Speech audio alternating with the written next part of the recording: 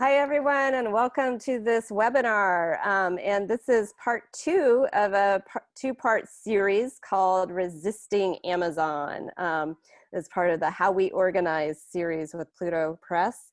In part 1, we focused on community concerns and resistance to Amazon. And today we are diving into worker exploitation and resistance across Amazon's global empire. And the webinars are inspired on this book, The Cost of Free Shipping, Amazon and the Global Economy, which I hope you'll check out if you haven't already. And many of the speakers are contributors to this edited volume. We also have some guest speakers who are activists and workers on the front lines of Amazon worker resistance, both in the US and in Europe. So I am delighted to welcome you to this webinar. Thank you. So we're going to actually start with Fátima. Fátima, if you could please unmute, and we really appreciate you being here, Fátima. Thank you very much to all. And first of all, I do apologize for my English. I will try to do my best. Regarding Amazon workers, what you have to understand is that the Spanish law is a little bit different than American law or British law. That means that there is a Spanish law who allows us to organize and to have well, this is the organic law on freedom of association that regulates the processes of electing union delegates in the companies. So practically, you don't need to have a member of your union inside the company to promote elections, to promote union elections, right? You just have to organize outside or inside. Outside, normally the union says or try to talk with the workers, and then go to the company. Sometimes, normally with Amazon workers, we usually talk with the workers outside the warehouse, of course. And then if they are convinced, then we can promote the elections in the company. And it's illegal for the company not to allow that we celebrate these elections, that there should be like political elections or something like that. So all workers have to vote for the list that they choose, even if they are members or not, right? So that's a big difference. So in a way, we should think that it should be a little bit easier to organize them. Yes, but no, and I will talk a little bit more about that. So once we have organized them, then we have to start working. And as we have the same problems in Amazon than you have in different countries in the US in case, or in the UK. Most of the problems that we have is that we are able to organize workers on the ground, like this is pickers, or mainly pickers. But we have a lot of problems to organize technicians, technical workers. We don't have any technical worker organized or being part of the union, right? But once we are inside the company, and we have, actually, we have members in Barcelona and in Madrid, which are the main, some of the main European centers in warehouses. And once we have organized the workers, then we start working with their main concern.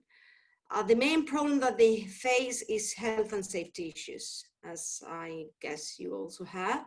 So sometimes they say to us, I would like to finish my days working here in the company because we are really well paid, but I won't be able to do that because I'm going to be destroyed. I mean, I will die first because of this company. So what we are trying to do with them is we, of course, have negotiations with the company, but in this case, of course, it's Amazon, and normally Amazon, they say, yeah, we organize workers, and we are very good in health and safety issues. So we go to the courts of justice most of the time. Or of course, in some cases, as we made in Madrid, we did a very strong strike We were able to unite all workers, and of course with the association of the support of the different European unions and also global unions. So right now there is like very strong group of workers, more or less about 35 workers, delegates, which is not, so 35 delegates are representing all the workers. And what they are doing now is try to have more members inside, right? So we are getting members inside the union, members in the company. And there are, I think, once we are able to go inside the company, it's not so difficult to organize workers because they have the same problems that everybody has, right? So that is, I don't know, salary, they weren't bad paid for, they have some troubles or whatever reason is. And we organize them in different, levels. Like for instance, in Barcelona, workers are very young, so they share their concerns by Instagram, for instance, but of course they are doing the job day by day. And the most important thing, and we can discuss it later because the time is ending, is to have a very strong support also from the international branch, because what we have seen is that Amazon, what they care, and Bezos cares a lot about the image, right? So once we push them, also with the support of the mass media, most of the times we have the the support also of the citizenship. So I mean, it was very short, but this is very important that I wanted to say, and I think I'm gonna stop here so I don't finish my time. Thank you. Thank you, Fátima. Our next speaker is Francesco Massimo, and as mentioned, Francesco is both a sociologist and previously worked in Amazon facilities in Europe. Welcome, Francesco. Yes, hello everybody. Thank you for joining us in this conversation about Amazon and about this book. I will try to focus on on some issues that come from my direct experience as a researcher in France and Italy mostly, and also following international coalition of Amazon workers and union delegates. I would try to do a short assessment of what was the first cycle of struggle in across Europe. We had some first cycle of strikes first in Germany in 2013, then in France 2014, then in Poland, and then Italy and Spain following. That was a sort of kind of strike, a wave of strikes for recognition, a struggle for recognition in order to settle unions on the ground, on the shop floor. And it was a success, especially if we look at Amazon anti-union, union-busting tradition and anti-union strategies and capabilities. Now the problem that maybe we are facing as union members or activists or supporter is how to enlarge the base of Amazon workers willing to join the struggle against this company. So the first problem is probably to enlarge the base, not only of mobilization to temporary workers. So this is the first issue that maybe we should try to deal with. And then also to connect Amazon worker struggles to other industries, or even in the logistics industry, other companies which are part of the Amazon network. And third, so one of the problem now is, as for instance, in Nantina chapters in the book, it's in the chapter about struggles in Germany. She stresses very well how Amazon is able to build network redundancy. It means that when you strike in one plant, Amazon is able to divert to reorient fluxes and the labor process on the other plant of the network.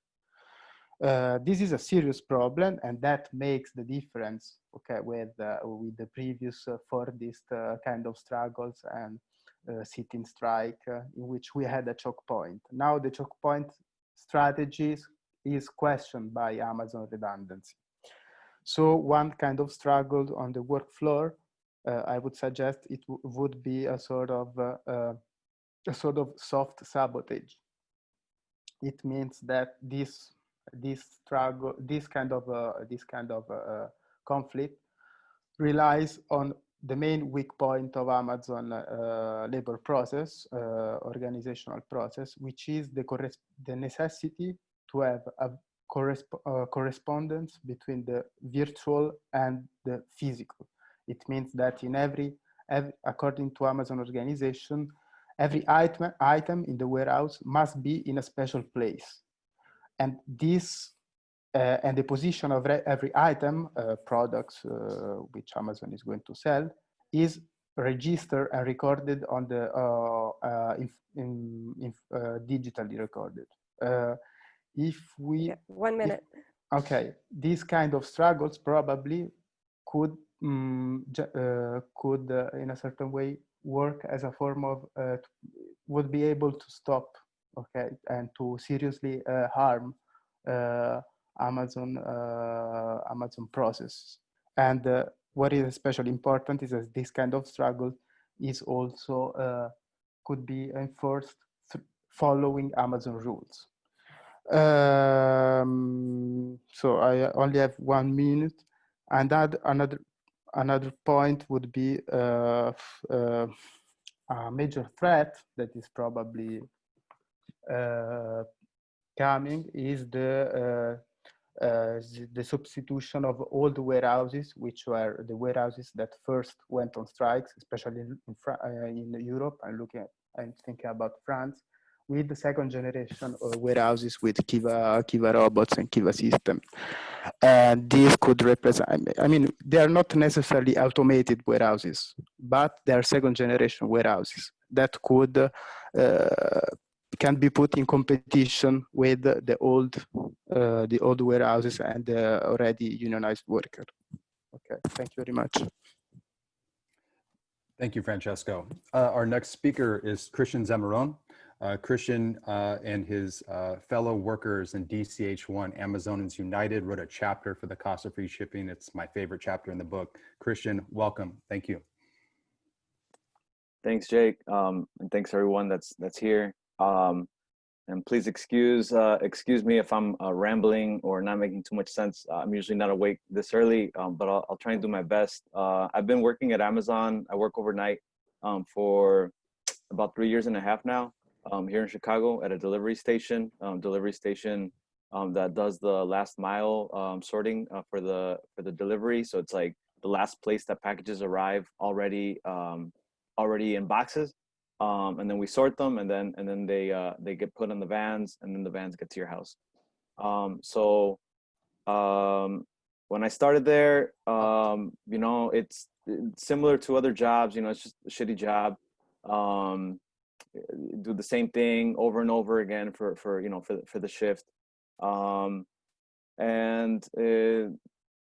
Me, I'm of the perspective that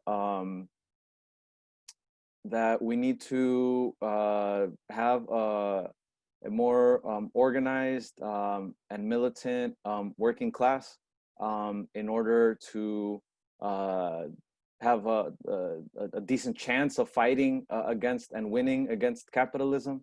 And so being at Amazon and seeing all the indignities, just all the bullshit, and all the anger that's there amongst my fellow coworkers, it just kind of made sense. We got to organize, we got to do something.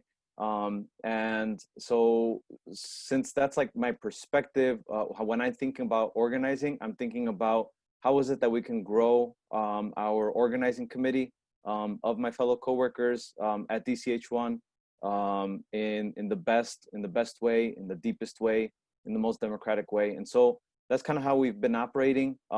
We started the organization ourselves as workers. We've been building it up ourselves as workers. We named it ourselves, and we've been learning as we go. I think it was probably like a year and a half of time that I was there until we started like really organizing. Before that, you know, I was nervous. I was scared. I didn't want to get fired. You know, I saw a lot of stuff that I didn't like. For example, now that I think about it, it's like ridiculous that we would accept these things. Like we would have these wristbands that we put our devices into. You know, they just go right here, and they would just bring like a box of them that had been used like in the prior shift. And they would be like still like humid and like sweaty from the people that used it before us, and they would stink. And like we would still like use them. And like I remember a coworker was like, she was like, Chris, I have a rash from this thing. Like, this sucks. I'm like, what the hell? And here I am. I'm like still using it. Now I highly doubt that anyone would put them on. If that was presented to us anymore, just because we've organized to the point, we've organized a sufficient number of petitions and campaigns where, you know, people were militant before to a degree. Like, you know, there was some bullshit that managers would tell them to do. There would be people that put up a fight, but most of it was kind of like individual. Now there's a little bit more of a collective sense. And people have learned from just like the various campaigns that we've had that we can fight and that we can make a change, even if Amazon doesn't want to admit it. So like one of the first things that we did was the water campaign, and I've talked about it on many other occasions. I think it's in the book too. But that was simply like, we need water, and immediately after we organized the campaign, which included like a petition, talking with coworkers, getting their signatures, and then coming up with a plan to deliver the demand. We got water immediately, and it's like it's in those moments where we like win something that then other coworkers come and look, and they're like, oh shit, okay, so we can actually do something. Like, we don't just have to put up with things or just try and address things individually. So for me, I mean, if there's like people that are Amazon workers currently that are listening, or that, you know, due to a shitty economy end up working at Amazon for whatever reason, the thing that's most important is having a high level of commitment to organizing and to continue organizing through the ups and downs, because there's other people that are at the workplace that want to do something, even if they don't speak up, and they may surprise you who those people might be. But once you know, you get like a little group of people together, and it can, I mean, for us it started like five people, and those people start doing stuff, other people start respecting you more, seeing that you're being bold, and will be attracted to what it is that you're doing. Thank you. That happening multiple times. Thanks. I'll put in the chat, AmazoniansUnited.org. We just created a website. Excellent. Thanks so much, Christian. Our next speaker is Chris Smalls. Chris is a former Amazon worker who was fired back at the peak of the pandemic and has been organizing ever since, including at Jeff Bezos's mansions around the United States. Chris, welcome. Thank you for being part of this. Thank you, Jake. Thank you all for having me. It's an honor to be here with all of you. Appreciate this opportunity, and thank you for putting my piece in that book as well. Amazing book. My organization, TCOEW, we're starting a book club, and we're looking forward to reading it together. So thank you once again. Yes, my name is Chris Smalls, former Amazon employee. I started with the company yesterday, November 19, 2015. So yesterday would have been my 5th year anniversary there. I started off entry level, warehouse associate, came in as a picker. I worked hard for about 7 months, and I was promoted up to a process assistant. I opened up 3 major buildings for Amazon fulfillment centers. These are large, massive, 900,000 to 1 million square feet facilities. I opened up 3 of them, starting in New Jersey, EWR9, transferred to BDL2 in Connecticut, and then my last building was JFK Staten Island. So I'm just going to take you back to the beginning, pre-COVID, before leading up to everything that's going on with me now and the labor movement. When I started off with the company, you know, I left a job that I thought was even worse than Amazon. Overnight distribution warehouse, graveyard shift. It was terrible treatment by management, and I felt Amazon would be my escape. When I got hired, I was making $12.75. I was a regular picker. For some of us that work at Amazon, if you know what a picker is, it's 10 hours of calisthenics. You're bending, you're reaching, you're pulling, you're walking long miles, trying to do this at an hourly rate. Back then it was $250. Now today it's $400 an hour, 400 customer items individually an hour. So back then, you know, I had to work hard, and I did, and I got promoted to a supervisor role, which is a process assistant. And in this position, I was stuck there for the next 4 years. I realized, obviously, for those who don't know me now, well, do know me now, or know about my story, know my personality, I didn't fit Amazon's culture working there. I realized that I'm one of the people that speak up for employees. I speak up for my coworkers. I always have a backbone, not even if it has to do with something that's going against management, higher up management, upper management. And I started doing that as a supervisor, as a PA. I always stuck with my employees because I knew what it felt like to be in their position. Amazon hires a lot of college hires, which is fine, but you train them when they come in, myself, or even the regular employees, we train them to be our boss. So they may not understand how it is to work in a 10-hour shift doing the job that we're doing. They see what they're supposed to be overseeing. So that was a disconnect right there. And I realized that, you know, I'm always training my bosses. When is it going to be my opportunity to become a manager? And I applied for the management, L4 management position with Amazon 49 times. And I was denied 49 times for no reason. I was a good employee. I was a great supervisor, a great leader. I couldn't figure out why I could never get promoted when I watched my white counterparts come in with less experience and less than 6 months get promoted right over me. So I realized even in Amazon, this systemic racism. Out of this 1 million+ employee workforce, only 8% of their 1 million+ workforce is either Black or Latina. That's management. So that told me right there, my chances of even being promoted up was very slim. So when it came to COVID-19, fast forward, when it came to COVID-19, now you understand it was a no-brainer for me to make the stance that I did. Speaking up for workers in health and safety, this situation was life or death.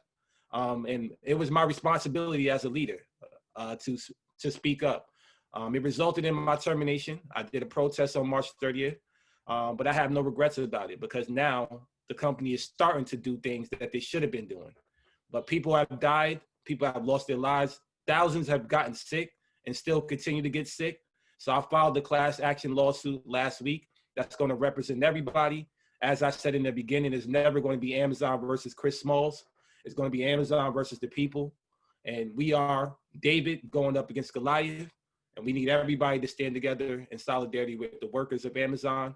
Boycott the company, cancel your Prime. Join us when we're doing these demonstrations. Support us if you're a union rep. Shout out to the ILWU. I protested with them in Oakland and Juneteenth. So we need union support. We need the government support. We need people support, and we need customer support. And solidarity, everybody. Thank you. Thank you. Thank you so much, Chris. That was great. And we're going to have time for questions afterwards. So our next presenters are co-presenting. Peter Olney and Rand Wilson co-authored a chapter in the Cost of Free Shipping, and super grateful to have them both here. As I mentioned earlier, Peter is a retired organizing director of the ILWU, and Rand has worked as a longtime union organizer. I'd like to welcome both Peter and Rand. Welcome.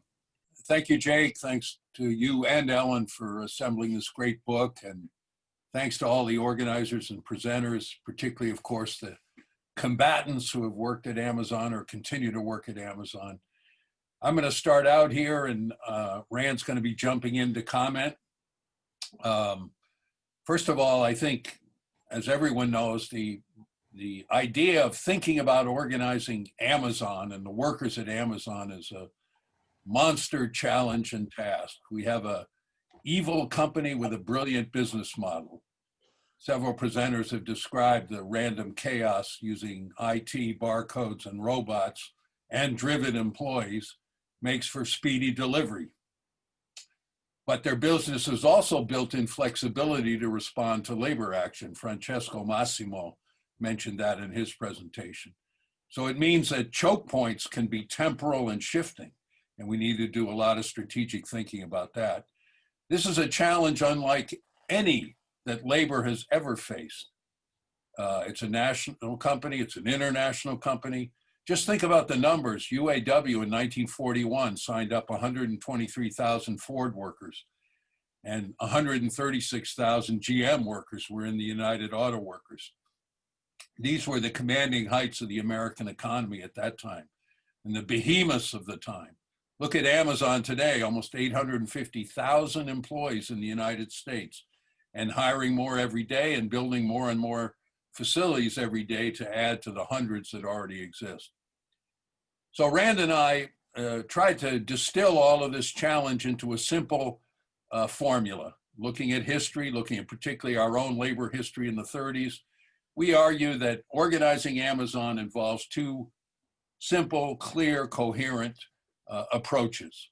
One is the fabulous work that's being done by people like Christian in the Chicago Delivery Center, the work of Amazonians United, digging deep into workplaces, bedding down for the long haul, organizing workers' committees that are steeled in actions around the smallest issues, but build their confidence in that kind of struggle.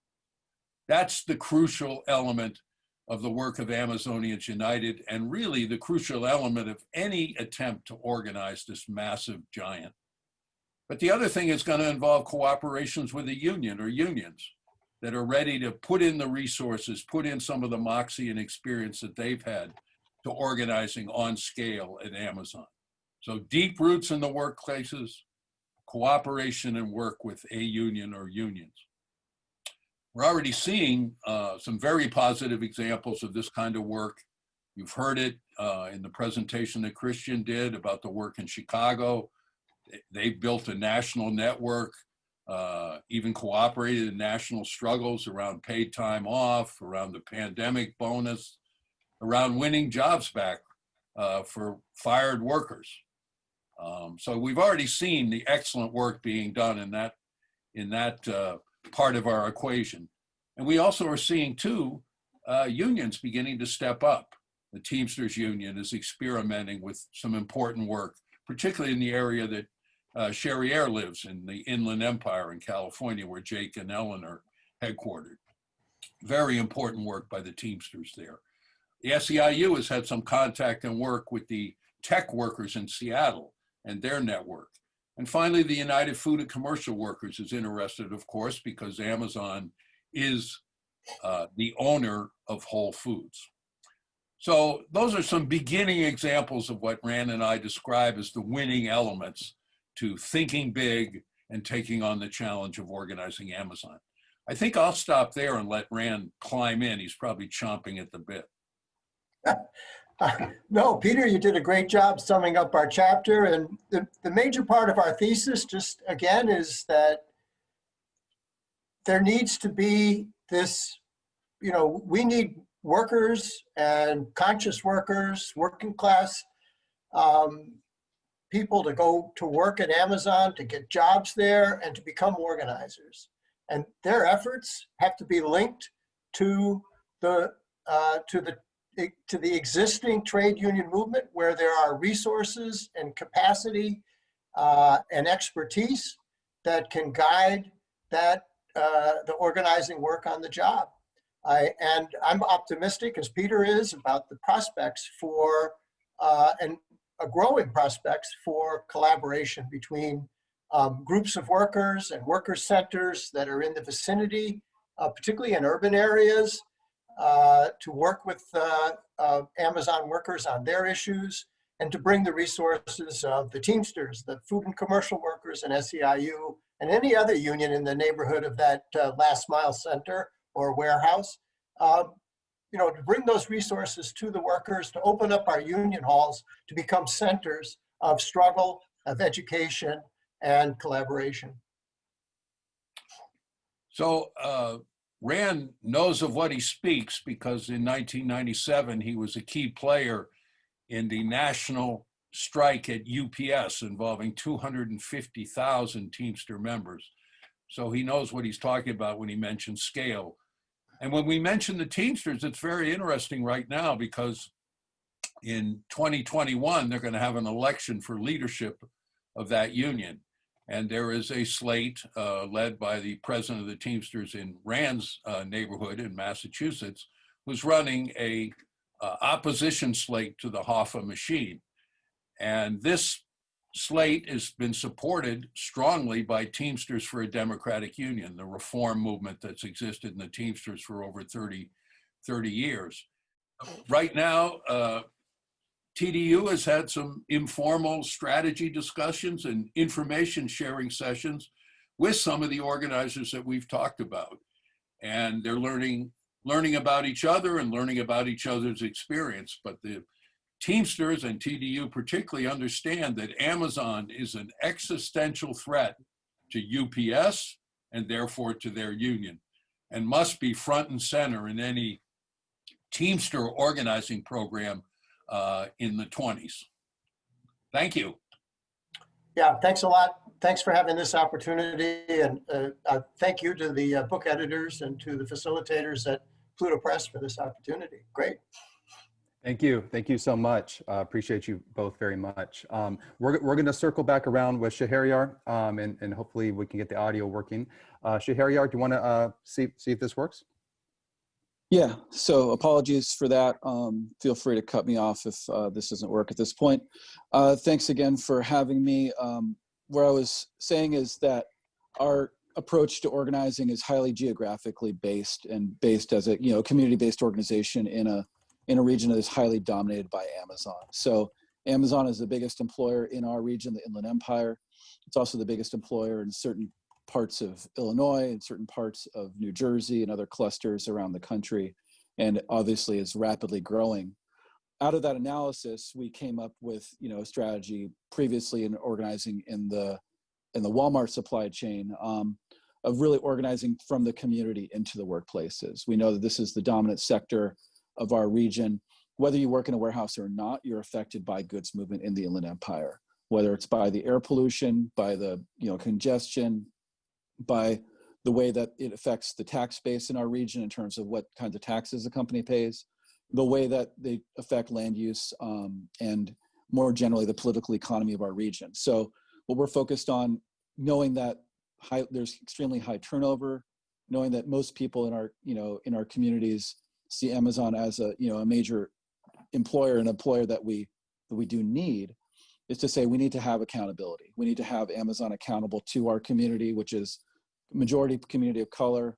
We see it really as a sacrifice zone, a place that is sacrificed to benefit capital, and the people in our communities are the ones who are paying the price, whether they're paying the price through the health impacts of goods movement or through the economic impacts of working in these facilities. And we know that those are highly correlated, knowing that the injury rates are so high in these workplaces. So what we're focused on is really building leadership among folks who are in the community, who are working in Amazon, also people who used to work at Amazon, people who might have gotten injured in the past, people who are affected by Amazon. We been organizing in partnership with a lot of community and labor partners around the development of an air freight terminal in San Bernardino, at a former Air Force base, where this new Amazon air freight terminal will employ thousands of workers in our community, but we want to make sure that they have community benefits, that there's environmental impacts that are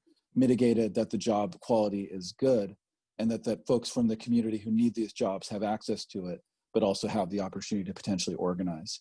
So our strategy is to, across these 17, 18 facilities in our region, identify leadership to hold this company accountable, to hold, again, the political economy of our region accountable more broadly, because we know that we're all impacted by the way that Amazon interacts with our region. We see this as the future of a lot of other regions in the country, as Amazon becomes more and more powerful and dominant employer in our country. And COVID, I think, is an especially important aspect of what's happened. In the last year, Amazon has consolidated its power, has rapidly become not just an employer, but the dominant employer in our state. At this point, a year ago, there were a lot of jobs out there, a lot of places people could go if they didn't like the Amazon workplace. Now Amazon is the only game in town. And so we're really in a kind of a different kind of situation in terms of how we need to interact with the company, in terms of how workers feel about the company. I think workers are in a lot more of a situation where they're really trying to hang on to these jobs because there's not a lot of options out there. And we know that Amazon is ascendant in terms of the way that they dominate regional economies, but now increasingly even the national economy. So what we're looking at is kind of developing a regional strategy, but also being part of these larger movements that are happening, connecting with folks through the Athena network nationally. It's a group of organizations, not just worker organizations, that are trying to strategize around how to hold the company accountable for its impacts on the racial justice issues in our region, in our country, environmental impacts, labor impacts, antitrust issues, small business issues, all those different things, how they intersect, and also partnering with labor, has been mentioned, and trying to make sure that there's a real strategy to engage the hundreds of thousands of union members that are in Southern California that are directly impacted, whether it be letter carriers, Teamsters, grocery workers, and make sure that they're part of a cohesive movement together. So that's what we're trying to build across Southern California, and we thank you for your time.